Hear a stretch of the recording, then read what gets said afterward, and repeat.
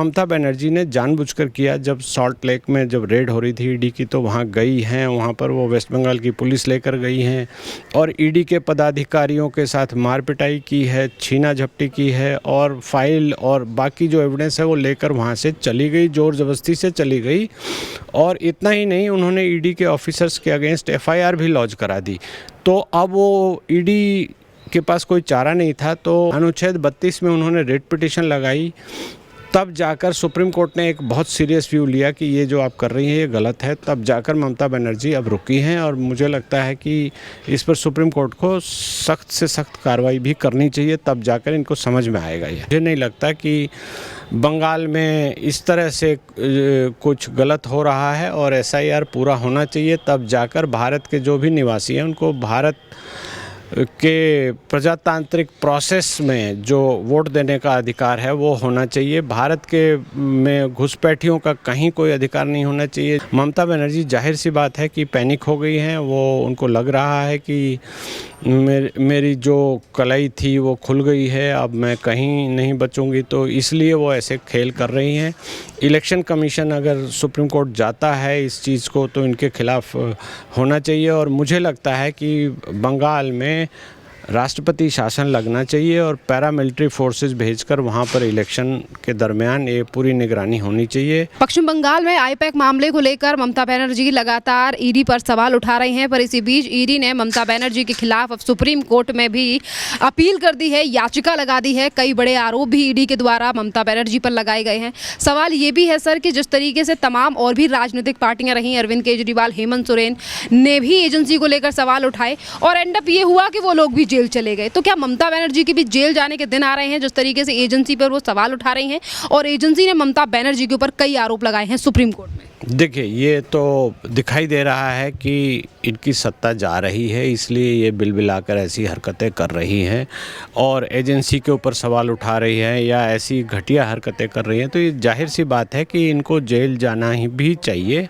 और जिस तरह से इन्होंने हत्या के मामलों को, हिंदुओं की हत्या जो की गई है, उस मामले को जिस तरह से इन्होंने डाइवर्ट किया है, इधर उधर किया है और किसी तरह से प्रदेश की सत्ता में काबिज होने के लिए पूरा एक फेक वोट बैंक बनाकर ये करती हैं, तो ये अब लिमिट से आगे हो गई है। तो इनको कहीं ना कहीं ये जो सेंट्रल एजेंसीज़ को जिस तरह से रोक रही हैं या जिस तरह से सेंट्रल एजेंसीज़ को ये रोकने की कोशिश कर रही हैं और सेंट्रल एजेंसीज से जिस तरह से उलझ रही हैं, आपको ध्यान होगा कि इसके पहले भी दिल्ली में जो सरकार थी तो उनके एक मंत्री थे संजय सिंह, उनको नोटिस दिया गया तो वो दल बदल सहित वहाँ पहुँचे, रैली लेकर पहुँचे ईडी के दफ्तर, सीबीआई के दफ्तर और पॉलिटिकली प्रेशराइज करने की कोशिश की गई। लेकिन जब वो जेल गए, फिर कोर्ट में सारी बातें खुल गई, उनकी सारी पोल पट्टी खुल गई। उसी के बाद अरविंद केजरीवाल जो मुख्यमंत्री थे उन्होंने भी ऐसी हरकत करने की कोशिश की। उसके साथ साथ आप झारखंड के जो मुख्यमंत्री थे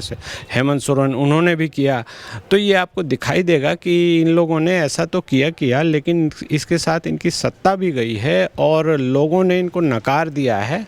भारत का जो संवैधानिक ढांचा है, जिसमें हम एक तरह से लोकतांत्रिक रूप से एक क्वासी फेडरल अरेंजमेंट में हम चलते हैं, जहाँ की सेंट्रल एजेंसी जो भी काम करती हैं उसमें स्टेट गवर्नमेंट को दखल देने का कोई अधिकार नहीं होता है।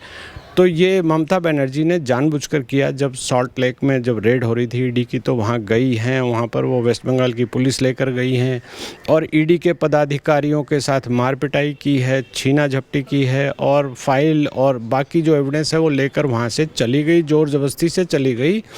और इतना ही नहीं, उन्होंने ईडी के ऑफिसर्स के अगेंस्ट एफआईआर भी लॉन्च करा दी। तो अब वो ईडी के पास कोई चारा नहीं था, तो आर्टिकल 32 हमारे संविधान का एक बहुत महत्वपूर्ण अंग है। अनुच्छेद 32 में उन्होंने रिट पिटीशन लगाई।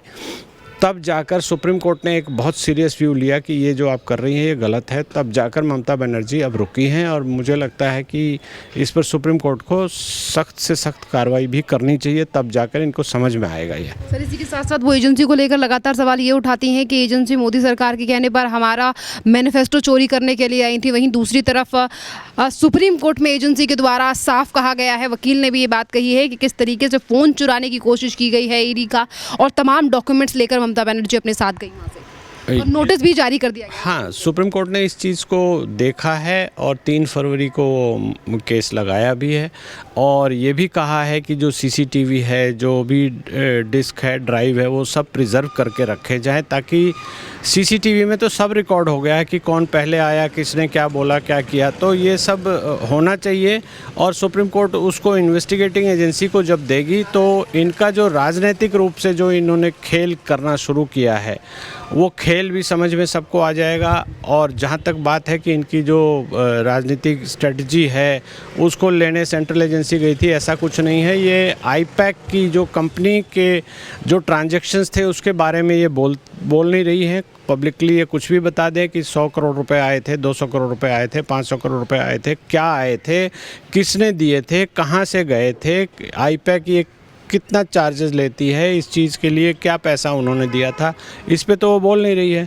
अब वो एक तरह से पॉलिटिकल नाटकबाजी कर रही हैं कि लोगों की आंखों में धूल झोंका जा सके और जो वहाँ पर बंगाल में जो वो लगातार लोगों को मिसलीड करके, झूठ बोल के सत्ता को कब्जा कर लेती हैं, वो अब उनको लगता है कि वो उस चीज़ का डर सता रहा है कि उनकी सारी जो हेकड़ी है वो निकल गई है, सारी चोरी पकड़ी जा रही है। सेंट्रल एजेंसीज़ ने आईपैक के जो शेल कंपनीज़ का जो एक समूह इन्होंने बना रखा था जिसमें आईपैक लीड कर रहा था, इनको डील कर रहा था, इनसे पैसे ले रहा था, तो वो सारी चीज़ें अब खुल रही हैं। तो इनको पैनिक कहीं ना कहीं हो रहा है। ये बहुत ही हास्यास्पद है, बहुत ही मजाक वाली बात लगती है कि किसी की पॉलिटिकल स्ट्रेटजी किसी हार्ड डिस्क में रहेगी आप आईपैक में और वहाँ से एजेंसी लेने जाएगी। एजेंसी को क्या सपना आ रहा है? एजेंसी ने ट्रेल किया होगा, कहीं से सर्च एंड सीजर के वो डॉक्यूमेंटेशन किए होंगे, पुलिस में जाकर उसकी डीडी एंट्री कराई होगी, तब जाकर सर्च और सीजर करती है। तो ये तो बहुत ही मजाक वाली बातें हैं जो ममता बनर्जी करना चाह रही है और मुझे लगता है कि ये कोरी बकवास है, इसके अलावा कुछ नहीं है। बात यहाँ पर सुप्रीम कोर्ट की जाए तो सुप्रीम कोर्ट में अब चुनाव आयोग के द्वारा भी याचिका डाली गई है जिसमें सीधे तौर पर सुप्रीम कोर्ट में चुनाव आयोग ने कहा है कि एसआईआर को लेकर ममता बनर्जी पश्चिम बंगाल में भ्रामक जानकारियाँ फैला रही है। बिल्कुल भ्रामक जानकारियाँ फैला रही हैं। पहले तो ये सब इनके भाषणों में होता था, इनको पॉलिटिकल एक इम्यूनिटी मिली हुई तो उसका ये गलत फ़ायदा उठा रही थी। उसके साथ साथ इन्होंने अब सोशल मीडिया पे बहुत सारी बातें आ गई, सब आ गया, तब दिखाई दे रहा है कि जो भारत का नागरिक नहीं है उसको भारत में वोट देने का कहीं से कोई अधिकार नहीं होना चाहिए। एसआईआर की प्रक्रिया द्वारा यही करने की कोशिश की जा रही है। तो मुझे नहीं लगता कि बंगाल में इस तरह से कुछ गलत हो रहा है और एसआईआर पूरा होना चाहिए, तब जाकर भारत के जो भी निवासी हैं उनको भारत के प्रजातांत्रिक प्रोसेस में जो वोट देने का अधिकार है वो होना चाहिए। भारत के में घुसपैठियों का कहीं कोई अधिकार नहीं होना चाहिए जो बांग्लादेश से आए हुए हैं या जिन्होंने छद्म रूप से भारत की नागरिकता बनाकर वोटर आई कार्ड बना लिए हैं। तो जब एसआईआर में ये सारी चीज़ें आएंगी, सामने आएगा, तब जाकर ये चीज़ें स्पष्ट हो जाएंगी कि एसआईआर के जो इनका वोटर लिस्ट में नाम था वो कैसे चढ़ा, कैसे हुआ, सब इन्वेस्टिगेट होगा, तब जाकर ये पता लगेगा। तो ममता बनर्जी जाहिर सी बात है कि पैनिक हो गई हैं। वो उनको लग रहा है कि मेरी जो कलाई थी वो खुल गई है, अब मैं कहीं नहीं बचूंगी, तो इसलिए वो ऐसे खेल कर रही हैं। इलेक्शन कमीशन अगर सुप्रीम कोर्ट जाता है इस चीज़ को तो इनके खिलाफ होना चाहिए और मुझे लगता है कि बंगाल में राष्ट्रपति शासन लगना चाहिए और पैरामिलिट्री फोर्सेस भेजकर वहाँ पर इलेक्शन के दरमियान ये पूरी निगरानी होनी चाहिए। नहीं तो बंगाल में जो हमारा लोकतांत्रिक ढांचा है उसको कहीं ना कहीं ये डैमेज कर चुकी हैं और कहीं ना कहीं इस चीज़ को देखते हुए आपको लग जाएगा कि एक free and fair elections Bengal में हो ही नहीं सकते। अब सुप्रीम कोर्ट हो या फिर सुप्रीम कोर्ट के सर्वोच्च न्यायालय के सीजीआई हो, उनसे कई बार ममता बनर्जी ये कह चुकी हैं कि सीजीआई को देश के कानून और संविधान को बचाने की ज़रूरत है, पश्चिम बंगाल में संविधान और लोकतंत्र को बचाने की ज़रूरत है। अब सवाल ये भी उठ रहे हैं सर, क्या वाकई में पश्चिम बंगाल में लोकतंत्र या संविधान है जिसे बचाने की बात कर रही हैं ममता? देखिए, उन्होंने तो सबसे पहले तो धज्जियाँ उड़ा दी संविधान की। जो सेंट्रल एजेंसी जाती है, इसके पहले भी जो मान लीजिए किसी का मर्डर का केस हुआ तो उसको बंगाल की पुलिस द्वारा वो डाइवर्ट कर देती हैं, सुसाइड बना देती हैं, कुछ भी कर देती हैं, तो जो रेप के केसेस हैं उनको डाइवर्ट कर देती हैं।